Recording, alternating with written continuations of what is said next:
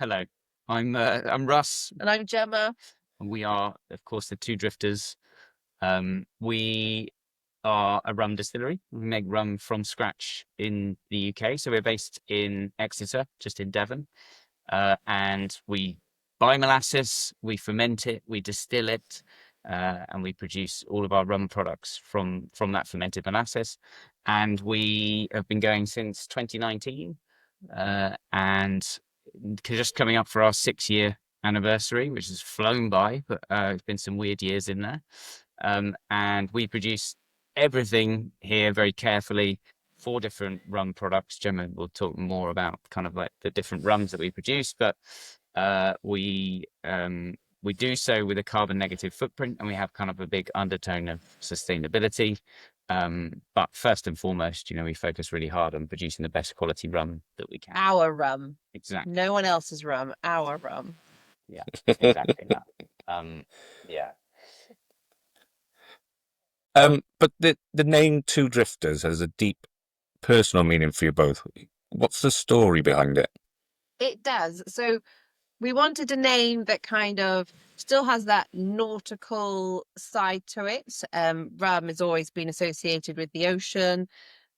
We also love the ocean, and we kind of live near the sea, and we spent our lives on it. I didn't want the name to be too like Russ and Gemma's rum. I think that's something that's not really going to Or a place, right? Yeah, exactly. You didn't want to limit yourself to being your location. No.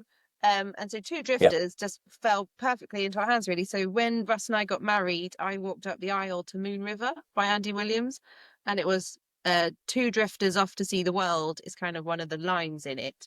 And that was all over our wedding. So all our, it was just about the fact that we were taking this journey together, and we planned on seeing the world. Yeah. And it just worked really nicely. So when we had to create a company's name, it just felt quite right, didn't it? Felt like the right thing to do, for sure. Yeah. That, and so the chemistry job that I did before this, that dragged us all over the place. So we felt it really suited the fact that we were kind of drifting a little bit too. Yeah.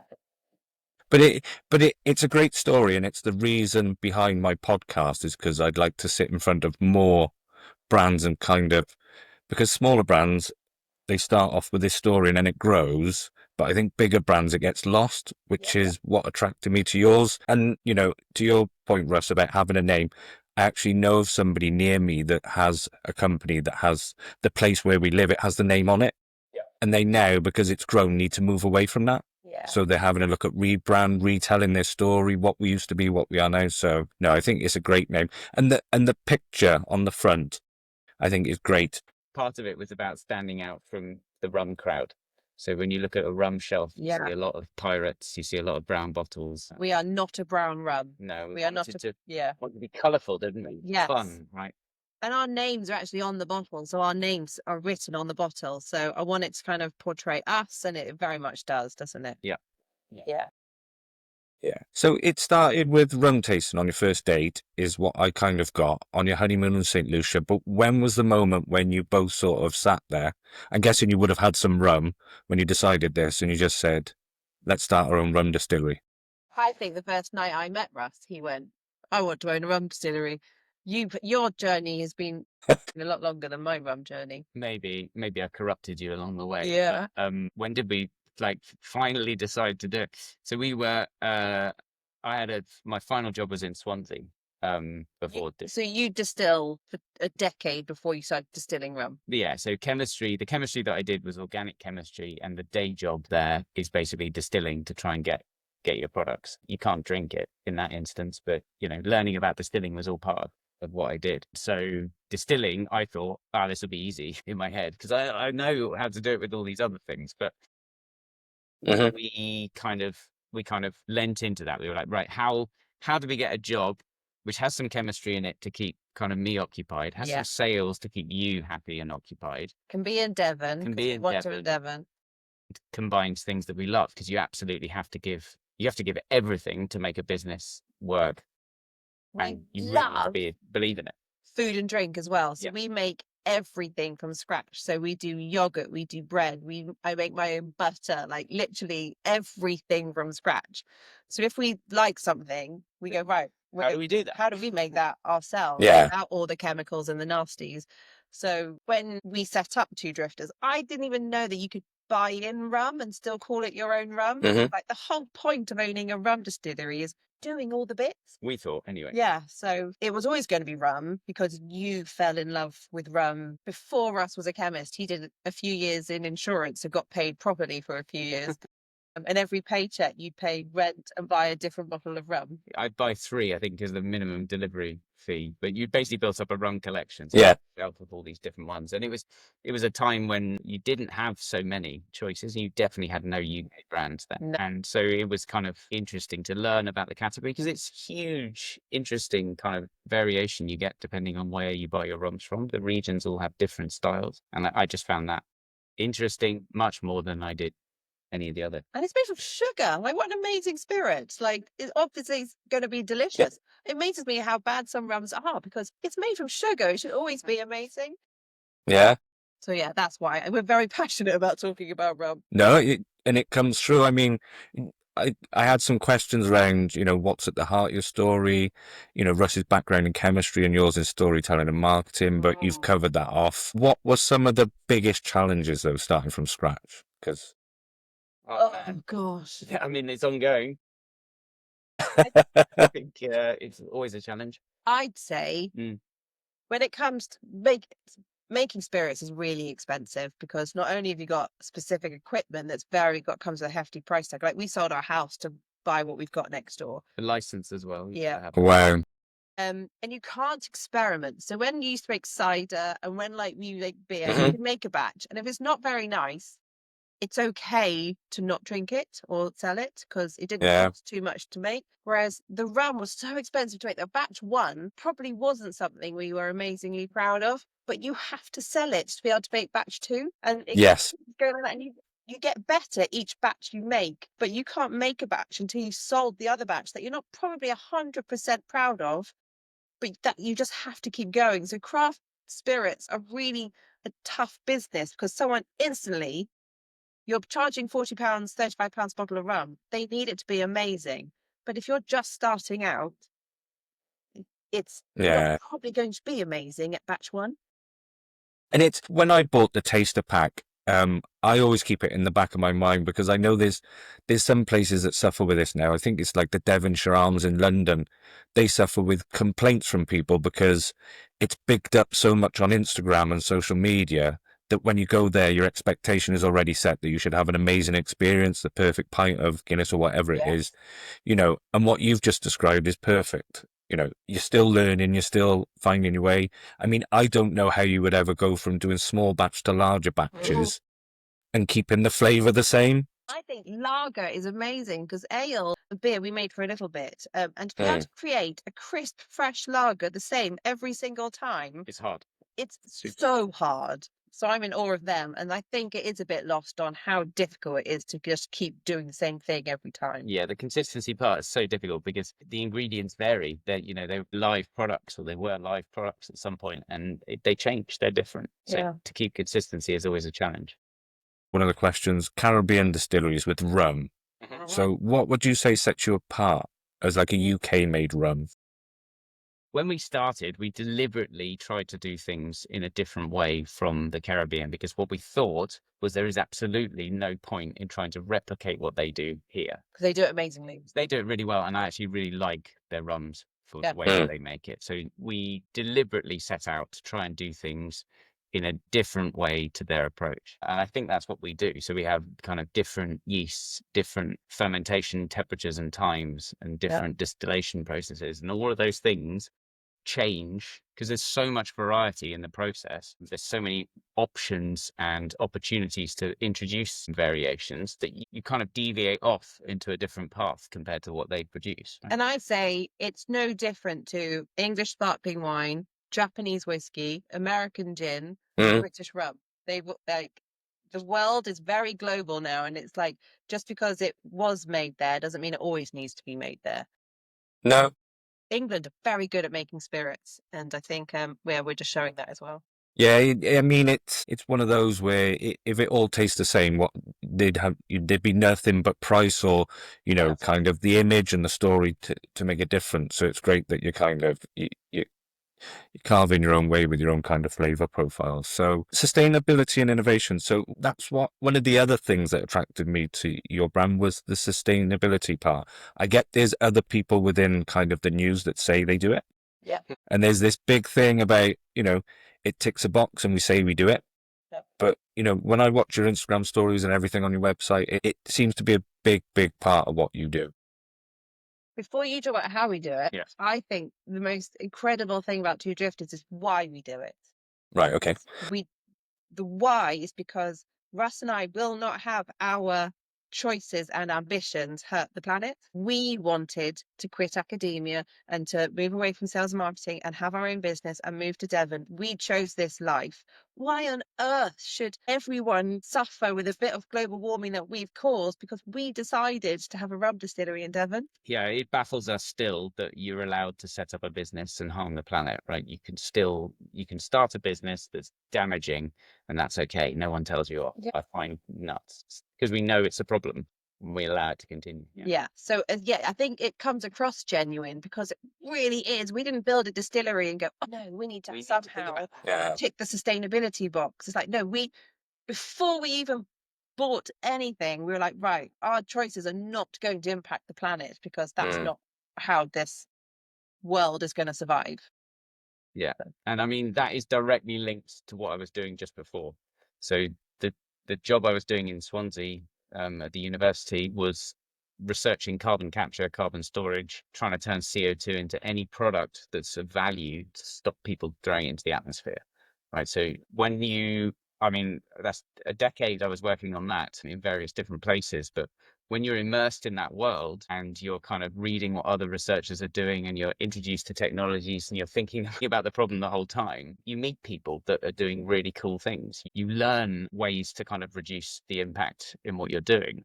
And so to have all of that knowledge and spend all that effort trying to find all that knowledge and then to set up a business and not care, that would be really, really bad, right? Because then you know what you're doing. You know full well that you're doing harm when you could be doing something better. And all these amazing scientists and people in the academia world aren't setting up businesses. No, So they're they know talking to they each know other how about to do it. Yeah. They're not doing it. and they just talk to each other. And I got fed up with that Yeah. aspect of just talking at conferences to the same people about the same problems and nothing changing. Yeah. So we Yeah. thought, okay, well, we really want to have a rum distillery.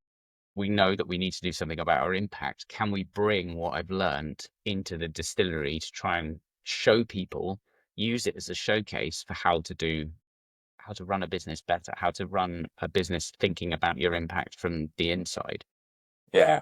And so, yeah, I'll cover off quickly just how we No, do it. no. But the way that we approach it is to think about the full impact that the distillery has from where anything that comes out the ground, so the field, and think sugarcane plantation, right the way through to the final journey of consuming and then recycling. And so cradle to grave is the jargon for that approach, but that gives us a full life cycle of the product. So you add up all of it's a massive spreadsheet, but you add up all of the kind of information in between. So think sugar, how does that get grown? There's impact there. How does it get from the plantation to the mill where it's processed? How does it get from the mill to the refinery? How's that energy used? All of these things. And then eventually it comes to the distillery and you've got an impact before we've even started making anything. Onto how do we do our production here at the distillery? That's the only bit we actually can control. And so the way that we reduce our impact here at the distillery is electric. It's fully electric distillery, runs on 100% renewable energy. Which is really rare. Which is super rare. Yeah. Equally, most distilleries will cool their condensers, so on the stills, with running water. We have a closed chiller circuit, so we don't waste as much water, but it also runs on that renewable energy. So that's the distillery impact. Then you got to think how you get it to your customer, and there's more What you package it in. emissions. What's its packaged in? Yep, exactly. How do they use it? So do they use ice? Is it sit on a shelf with heating and water and so on? And so all of those things kind of add up to the picture. How does it get recycled? Gets from the bar, say, to a recycling center in a diesel lorry. There's emissions there. Massive calculation. You work out how much impact we cause through all of that. And then what are you going to do about it, right? We have an amount of CO2 that we're causing, or CO2 equivalents that we're causing. And I met these guys at this CO2 conference who are from Zurich, so this Swiss company, and they basically have a technology called direct air capture. So they're a company called Climeworks. Their plant runs in Iceland. The direct air capture machine essentially sucks CO2 straight out of the atmosphere. Right. It's turned into stone and it's permanently mineralized underground. So For anyone listening, Wow. their website, Yeah, it's yeah. amazing. it's Yeah. very cool. Yeah. But it sounds like magic, and it kind of Yeah. is, but it's basically physical removal from the atmosphere and permanent storage, right? And that there isn't a comparable kind of industry that can achieve removal from the atmosphere. And although, you know, the most important thing we need to do is remove and reduce our impact, we're going to have to get back to a level where to bring the temperatures down. So removal like this and mineralization is absolutely key to that. The big thing that does is that's super expensive. You know, just to put it in context, it's 80 euros a ton is the kind of EU tariff for a business. That's the tax that exists. We still subscribe to, and it costs more like €1,000 a ton to suck it out with Climeworks, right? So that gives you the disparity and why not everyone does it. And the point of two drifters is that we don't want to use them. So if Yeah. we had to remove all our carbon with them, it wouldn't work and this business model wouldn't work. Yeah. So we Yeah. see it as like a tax. So if we don't find alternative processes to lower our footprint, we have to pay Climeworks to remove it for us, and that won't work. So every decision we make is like, right, how do we reduce our tax bill? If I use waste chocolate husk to spice my rum instead of a highly processed sugar, that's going to lower my tax bill. If we have an electric distillery, that massively reduces my tax bill. If I have a lightweight British glass bottle than a heavy Chinese bottle, that's going to reduce my tax bill. Yeah. All these decisions, and Yeah. it just filters into everything we do. And that's how we approach sustainability. And it's dramatically different from anyone we Yeah. see in the sustainability space, but also very particularly in the drinks business. I was going to say, is rum your only passion, all that kind of stuff, but it's not. You can tell that, you know, your story's important, but this whole sustainability piece, you're not just talking a good game and ticking a box or satisfying some quota. You're at the start of your journey, but you've been about sustainability from the beginning. Yes. Whereas I think a lot of people, big businesses, are coming in at the end of it and going, "Oh, what can we do?" Yeah, we'll take yours. The passion is coming through, and it's great. I don't know if you've heard this kind of story before about the butterfly and the fire. So when people think about what can you do to affect stuff, you know, they say there's a great big fire. The story is there's a great big fire, and a butterfly comes in, and it's tiny, and it's flapping its wings. And somebody says to the butterfly, "Why are you even bothering? You're not even fanning the flame. You're not doing anything." And they just said, "Yeah, but I'm doing my bit." Exactly. So and that's what I'm kind of getting from you guys, that And it's, imagine you if know, all the butterflies did it together. that's the whole Exactly. point. Yeah. Which Yeah. is, you know, which is why I love the passion that you guys have got about That's it. exactly it. How can we lead from the front? And the best way for us to do that in reality is to sell more rum than the big guys and say, well, we did this and this is our sustainability approach. The drinks industry is highly competitive, and it's just a money's game. So if we can be that rum that is selling more than other rums, then those competitors are going to be like, That's annoying. I Yeah. need to do something better. So that's how we're disrupting the sustainability in the drinks industry, is by showing that it can work. You can be profitable, sustainable, successful, and credible. So hopefully that will change minds, and our rum will just keep winning tenders because it's delicious. Yeah.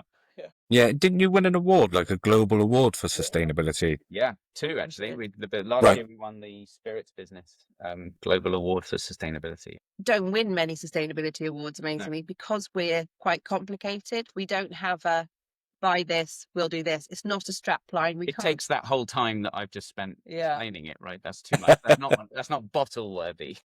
To really invest in Two Drifters to understand why we go to such lengths. Like, I can't even advertise in a magazine because that means we're chopping down trees to advertise Yes. my sustainable rum. So even when it comes to marketing, I have to think so careful about my footprint, and it takes a while to explain that. So credible sustainability awards we do well in, but kind of, yeah, we don't do well in many. I love that word, actually, credible sustainability, because, you know, you could say you're sustainable but I doubt there's very many people thinking like you, Gemma and Russ, that I won't advertise in there because it's on paper, and then you're almost, there's certain things you can't do because you don't want to be one of those people that says we do this, we do that, and then you get caught out at the end of it when somebody says, "Oh, but I noticed you do this," and that adds to the carbon. Yeah. We often get criticized about that sort of thing. And one of the things that we have to do is think about, so we sell on airlines. Yeah. Yes. And actually lots of our customers end up being kind of guilty industries. Steakhouses, airlines, cruise ships. All that sort of stuff, but good Two Drifters customers, because don't look at what we do. Yeah. Look at this amazing stuff. But the airline is an interesting question because it matters for the use part of the calculation.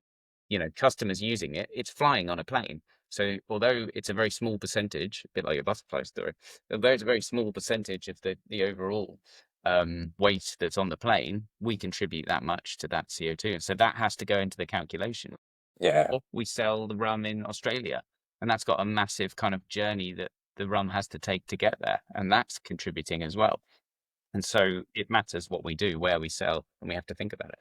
Well, that used to be the whole joke about the Toyota Prius, wasn't it? It was, when it first started out, it was an electric car, hybrid car, one of the most environmentally friendly. But when you pick apart kind of the carbon footprint to make the car, all the parts, that was kind of the criticism. At the start, yeah. But sipping a Two Drifters rum on an airplane, I mean, people are going to fly regardless. That's it. So why not drink something that's, sustainable whilst on there? And I can't change the that balance. industry. We Yeah. can't No. influence that industry directly, but we can kind of highlight. Yeah, I And mean, we're a noisy little butterfly in the drinks industry that's just getting noisier and noisier, which we love.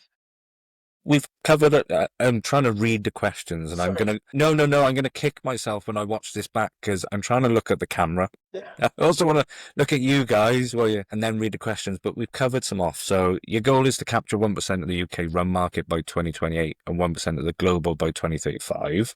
yes.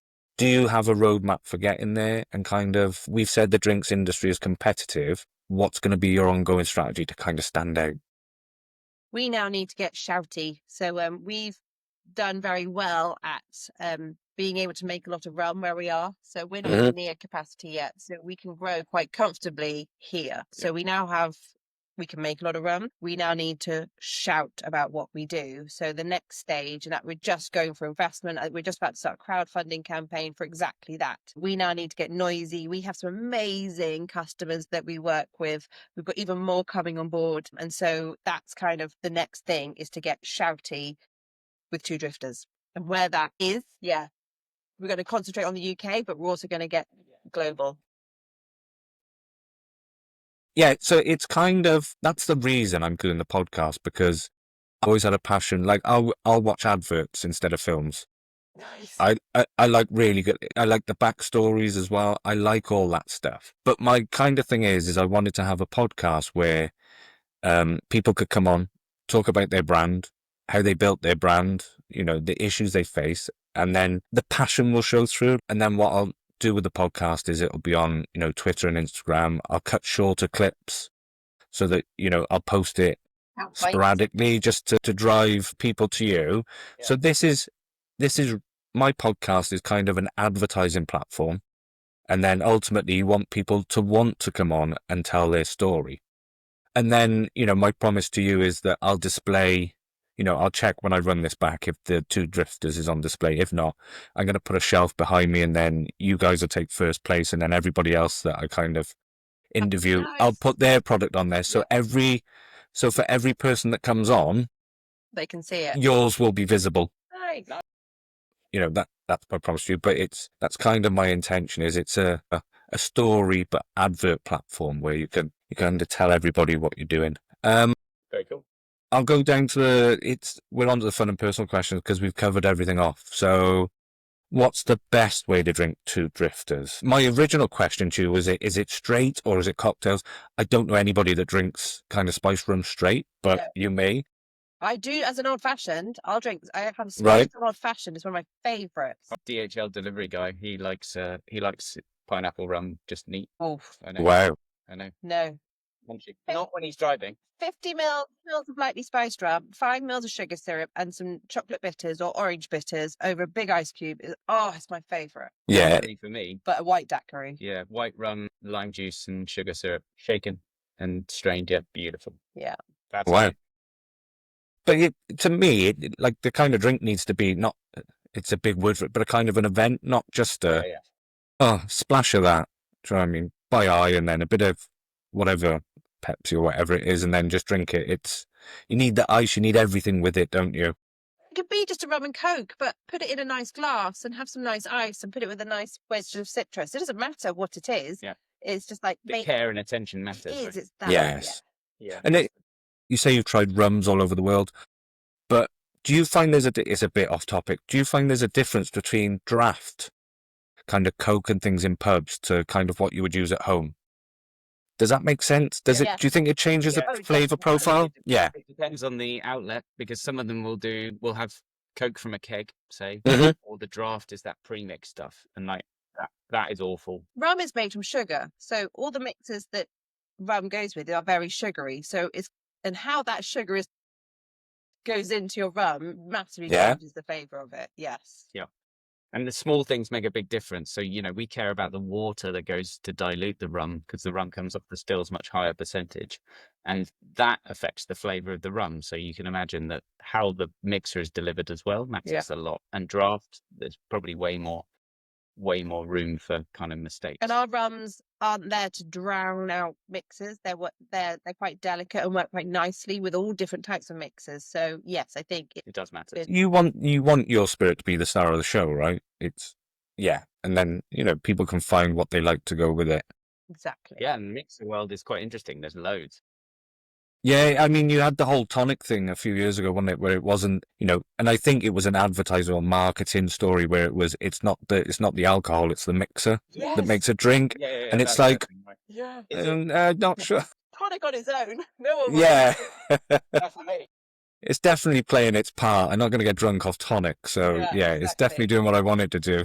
So what's been the most surreal moment on your journey so far? So a moment where you thought, wow, we've built something special and there's no turning back now. I think the one that surprised us the most, I'm not going to lie, I think we are an interesting brand. So we attract a lot of interest in us because I think we do have a good story. Yeah. But sometimes I doubt that it's as interesting as I think it is.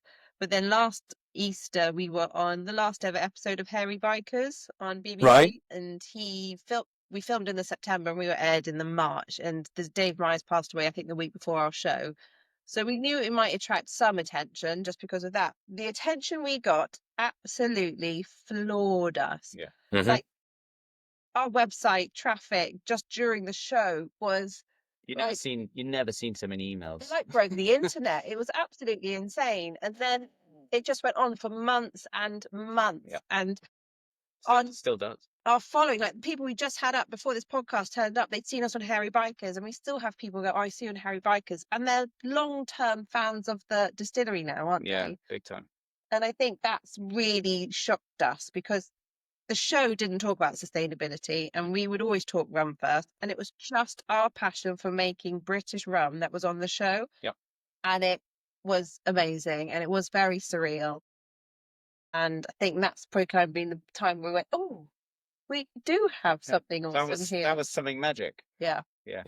Sometimes you're just kind of waiting for everybody to find you. Yes. And then when they find you, it's like, no, this is my favourite. And this is my reasons why. But it's just, you realise how big the world is. And like one person or one TV show could kind of make a big difference. The power they had is just amazing. And they were so lovely. We've done other TV shows before, but they were just so genuine because I think they were quite a bit of a start-up duo themselves. And when they came in, even when the cameras are off, they stayed behind for some drinks afterwards. Super nice. And they were just really actually interested in what we do. And I think that came across. And yeah, that was a really special moment. Yep, that was a big one. Yeah.